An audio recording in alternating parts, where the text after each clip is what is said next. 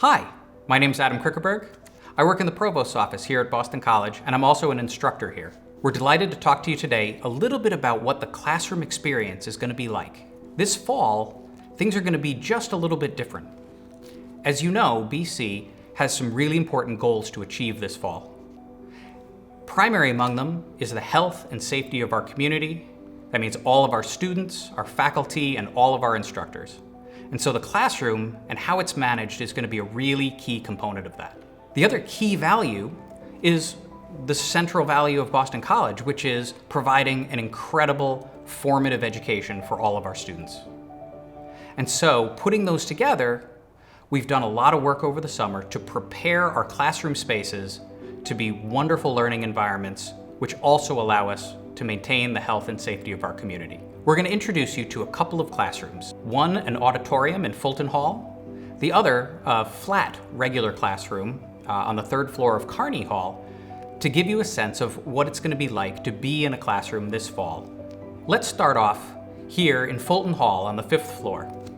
As we enter into the room, the first thing you're going to see here is there's signage that are going to remind all members of the community of the new procedures that are necessary to keep our classrooms safe. They include wearing a mask, keeping physical distance from other people, and sanitizing each of the spaces that we're going to be sitting in. As you enter the classroom, you'll see a container full of sanitizing wipes. Although each classroom is going to be cleaned every night, as students move in and out through the day, we want to make sure that each can be safe in the space that they're using. So we'll ask each of you to take a wipe on the way in, take it with you to your seat, and use it to sanitize your space before you sit down. You can see that in the classroom, not every seat is available to be used. In many of our classrooms, we're able to use about half of the total space. In this auditorium, only about a quarter of the seats are marked with decals that say, "Sit here." And so on the at the first meeting, once those seats have been chosen, we're going to need to record them, develop a seating chart for each room, and ask that everyone sit in the same seat each week. We'll also be taking attendance rigorously. We do need to know exactly who is in the classroom each day, so that if a student should test positive, our contact tracing teams are able to use that information to assess who else may have been exposed. As an instructor, we'll head to the front of the room into what we're calling the teaching zone. Every classroom will have an area in the front between the teaching wall and the first row of students that is at least 8 to 9 feet wide to ensure that the faculty member or other instructor has a space in which they can move around and teach while staying distant from the students in the class. We're going to ask all students to respect that teaching zone and not come into that space, even after class, to speak with the faculty member.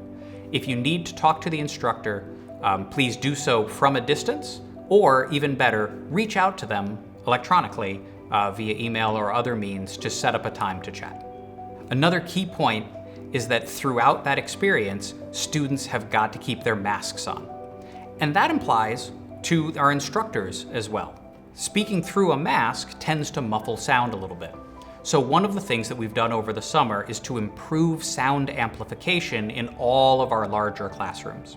Those improved microphones will be really helpful in allowing students to hear, but they're also a big part of another piece of technology that we've really improved over this summer, which is the ability to record our courses. We've about doubled the number of rooms that have a built-in, what's called lecture capture system.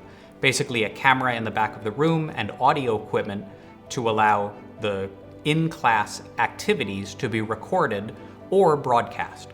We had a chance to see the 5th floor of Fulton. Here we are now on the 3rd floor of Kearney Hall, and we're in Kearney 305 to take a look at what a more typical classroom setup looks like. I think the most important thing to note is that it's pretty similar to where we just were. We still have a teaching zone in the front to keep the faculty member or instructor safe.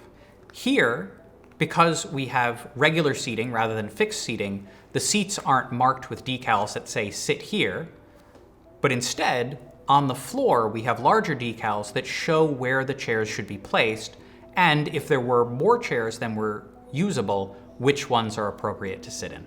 As before, we're going to ask that that setup not be changed throughout the year because it has been established to maximize health and safety in the room while giving us the opportunity for a great learning experience.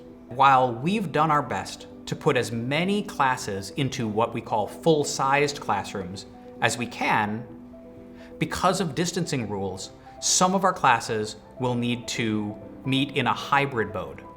That means that the classroom is only going to be large enough to accommodate half of the students at a time. Different instructors are going to handle that differently.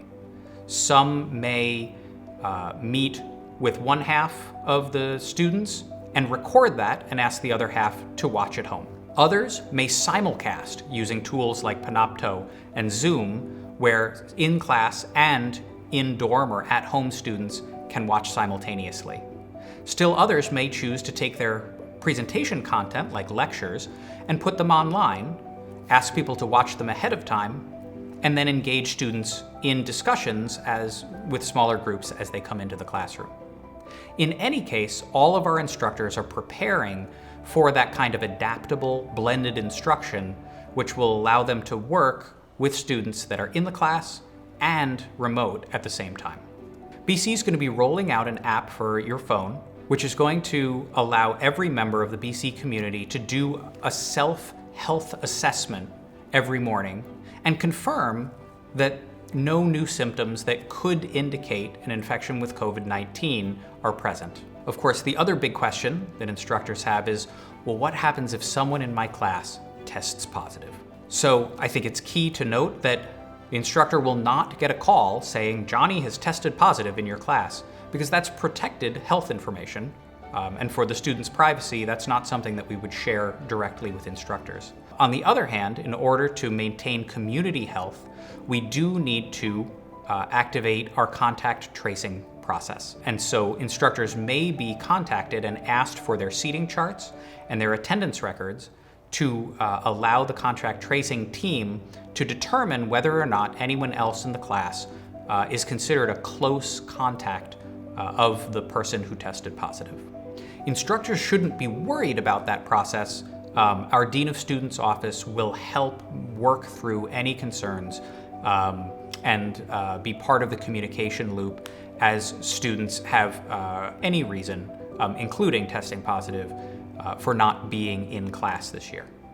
In closing, I just want to thank all of you for all the work you're doing over the summer to prepare for a really amazing fall with rigorous instruction in an environment that protects the health and safety of our community. We have a lot of challenges facing Boston College right now, but we're getting through those challenges because of the dedication and passion that all of you have shown for the mission of education that we embody every day. Thanks again. Look forward to seeing you in the fall.